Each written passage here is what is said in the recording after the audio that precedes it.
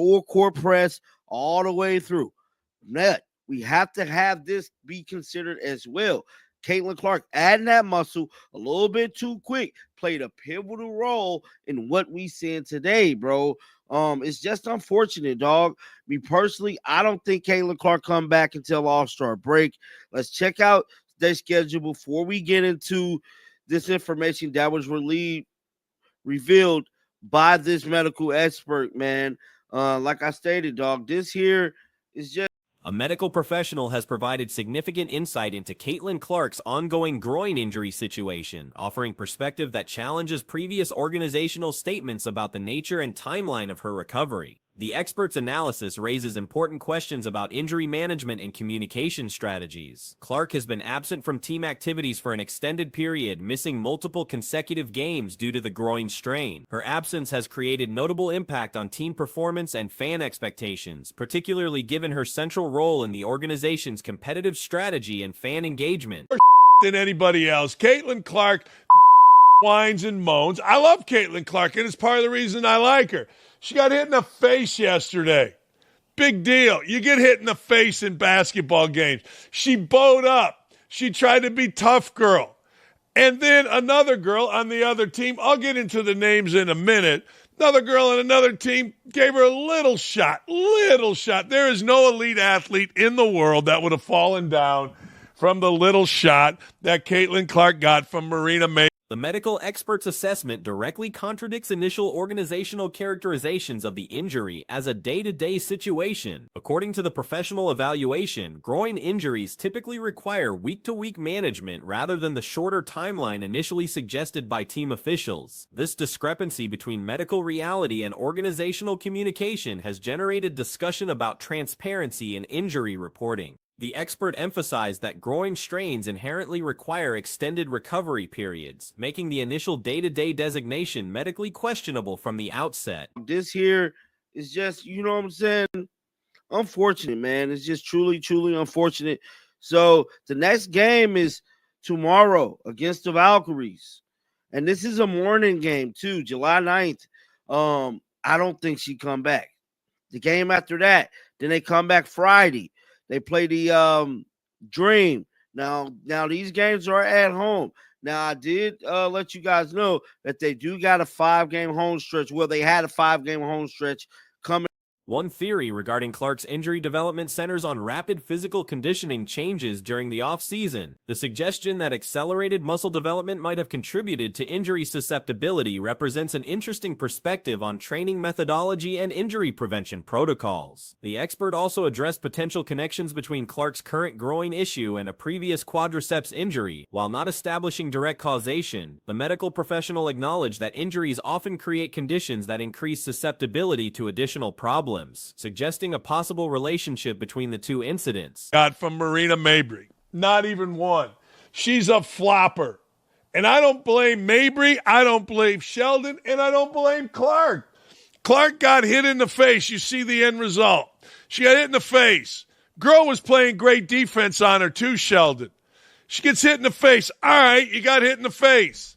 But Caitlin didn't like it. And I don't blame her either. You're frustrated when you get hit in the face. She tries to bow up on Sheldon, and unlike the current scheduling analysis reveals several upcoming home games that Clark will likely miss during her recovery period. The team faces challenging matchups against multiple opponents, making her absence particularly significant for competitive positioning and fan attendance expectations. The timing of Clark's potential return has become a subject of considerable speculation, with some analysts suggesting that her comeback might not occur until the All-Star break. This extended timeline would align more closely with typical groin injury recovery protocols than the initially suggested shorter period. Now, I did let you guys know that they do got a 5-game home stretch. Well, they had a 5-game home stretch coming off the road from the, I believe, the Aces game, if I'm not mistaken. But, yeah, man, next after that, they got the Sun. I don't see her coming back for that one. Then you got the Liberty. Don't see her coming back from that one. And, you know, ultimately after that, they got a couple of days off because of the All-Star game. Now, that'll be in Indy, but I feel like Caitlin Clark will play in this year's All-Star game. I feel like The injury situation has also highlighted broader questions about player management and organizational decision-making. Critics have suggested that training protocols and physical conditioning approaches may need evaluation to prevent similar issues in the future. Team communication strategies regarding player injuries have faced scrutiny following the medical experts' assessment. The apparent disconnect between initial statements and medical reality has raised questions about information management and fan transparency expectations. Clark's role within the team's tactical system has also become part of the recovery discussion. Some analysts suggest that her eventual return might involve modified responsibilities or playing style adjustments, potentially affecting her traditional ball handling duties and overall impact. Frustrated when you get hit in the face. She tries to bow up on Sheldon, and unlike the women of the Fever, guess what? The women of the Sun came to their players' defense. And a girl named Marina Mabry gave her a little shot. Not a great shot. Not even a shot that would knock my fat ass over. And I'm like a weeble. But anyway, gave her a little shot. And Caitlin did this. She went flopping. And next thing you know, after she went flopping, she did what Caitlin Clark does. She initiates the problem and then runs away. That's what she. The physical demands of professional basketball, combined with the intense defensive attention Clark typically receives, create additional complexity in recovery planning. Opposing teams' aggressive defensive strategies against her may influence return timing and game readiness assessments. Organizational accountability for player health and training protocols has emerged as a significant concern following the injury analysis. Questions about conditioning approaches and injury prevention strategies have become part of the broader discussion about player management. All-Star game. I feel like that the time limit with this injury has definitely played a pivotal role in her return.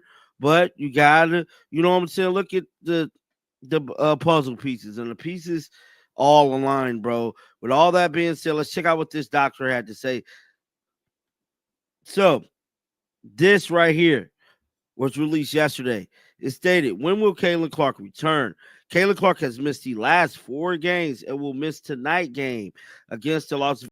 The medical expert's credibility in challenging organizational statements has provided external validation for concerns about injury communication. Professional medical perspective carries significant weight in evaluating the accuracy of team-provided information about player conditions. Fan expectations and attendance considerations add another layer of complexity to the injury management situation. Clark's absence affects not only competitive performance but also organizational revenue and fan engagement, creating pressure for accelerated return timelines. The potential relationship between multiple injuries raises questions about comprehensive player health evaluation and management strategies. Understanding how previous injuries might influence current conditions becomes crucial for long-term player welfare and performance sustainability. That's what she does. She did it 3 or 4 times in the game, and then after the game, she tells everybody how, well, you know, she's an entertainer. It's all look. It's great for ratings. Later on, Sophie Cunningham, the hottest woman in the WNBA, who we're glad to see play because normally she's doing Instagrams or walking in with barely any clothes on. She is the Livy Dunn of the WNBA. Take off all my clothes, put my finger in my mouth, and dance around. But she actually played last night. She's a good player. Recovery timeline predictions based on medical expertise suggest a more conservative approach than initially indicated by team officials. This extended timeline reflects standard medical protocols for groin injury management and rehabilitation requirements. The injury situation has also highlighted the challenging balance between competitive necessity and player health preservation. Organizations must navigate between immediate competitive needs and long-term player welfare considerations. System adjustments during Clark's absence may influence her role upon return, potentially affecting her traditional responsibilities and impact patterns. Coaching staff adaptations during her recovery period could reshape team dynamics and playing strategies. Caitlin Clark return. Caitlin Clark has missed the last 4 games and will miss tonight's game against the Los Angeles Sparks. Explains why her groin strain was never a day-to-day injury.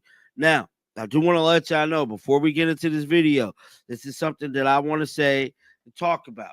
Now, we know the front office and Stephanie said this was going to be a day-to-day thing, basically saying that, you know, it was a day-to-day thing. It wasn't that bad. Now, with that being said, we know before this injury, she had a strain injury. The broader implications of injury communication accuracy extend beyond individual player situations to organizational credibility and fan trust. Transparent and medically accurate information sharing becomes crucial for maintaining positive relationships with supporters and media. Looking forward, the injury situation emphasizes the importance of comprehensive player health management and accurate communication protocols. Organizations must balance competitive secrecy with appropriate transparency about player conditions and recovery timelines. The medical expert's analysis provides valuable context for understanding typical groin injury recovery patterns and challenges initial organizational assessments. This professional perspective offers important guidance for realistic expectation setting regarding Clark's return timeline. I actually think Sophie Cunningham did not come to the Fever to play on a basketball team. I think she came on the Fever to enhance her brand. Well, her brand got enhanced last night because she got hit by this Sheldon girl who apparently was being a pain in the ass the entire night. And guess what? Sophie Cunningham at the end of the game knocked her on her ass and got ejected. All right. I ain't mad about it. Clark has been lighting up the league. She came back. She had a great first half the other night. The situation serves as a case study in the complex relationship between medical reality, organizational communication, and fan expectations in professional sports. Balancing these competing interests requires careful consideration of multiple stakeholder perspectives and long-term relationship management. Recent practice footage has revealed significant developments regarding Caitlin Clark's return to basketball activities with the Indiana Fever. The star player participated in 5-on-5 scrimmage sessions, marking her first full-contact practice since sustaining injury approximately 2 weeks ago. The initial scrimmage action showcased Clark's characteristic aggressive playing style as she drove to the basket for the team's opening score. Her movement patterns appeared adequate during the brief footage available, though questions remain about her overall conditioning and game-ready status following the extended absence from competitive play. Injury. Basically, could this be the same injury? Could the Indiana Fever front office be lying to the fans? Was Caitlin Clark never really ready to come back?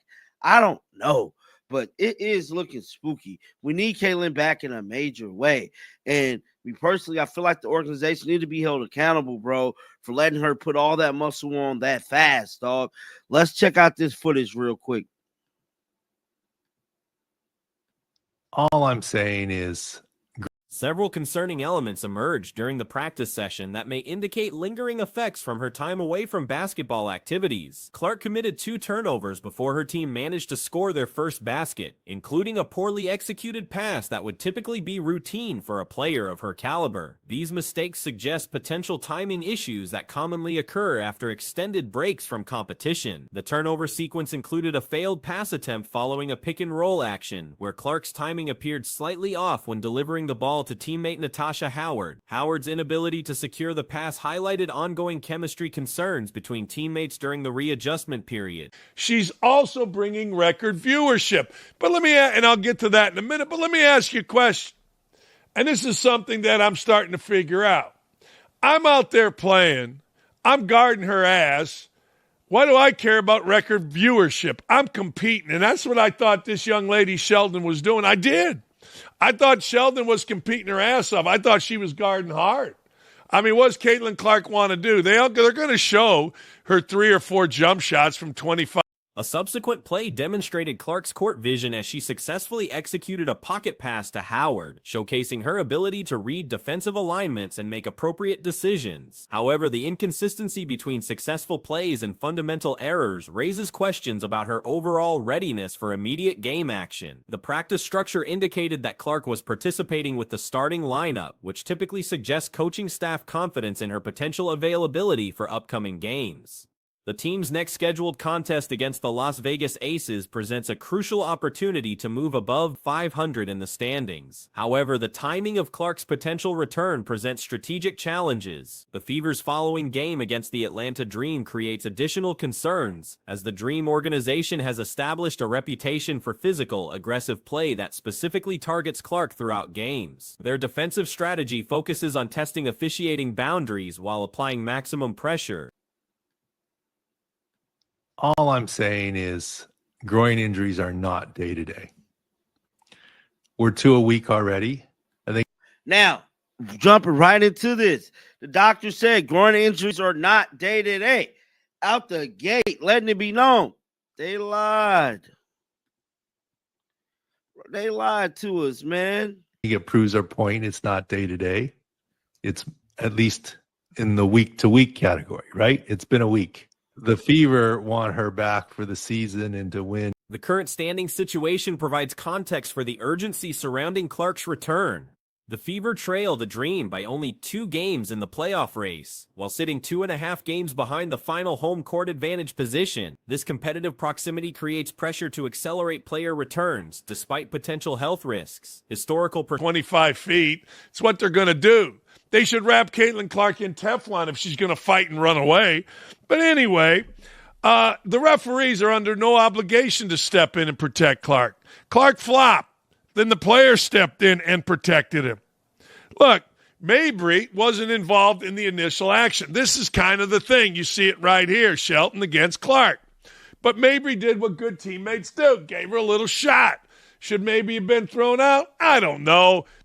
The team's current standing shows them maintaining at least a 1-game advantage over the Washington Mystics, providing some cushion in the playoff race. This buffer creates opportunities for conservative decision-making regarding player health versus immediate competitive needs. Clark's previous injury return pattern suggests potential similarities to the current situation. Her last return to action occurred after participating in a single practice session, indicating organizational willingness to accelerate comeback timelines when players demonstrate sufficient readiness. Right? It's been a week. The Fever want her back for the season and to win for the season. Title, yeah. They're not going to push her on this. Not that I think she's tough. She plays through, and she came back pretty quickly from the quad. I think she's tough. She's got the mentality.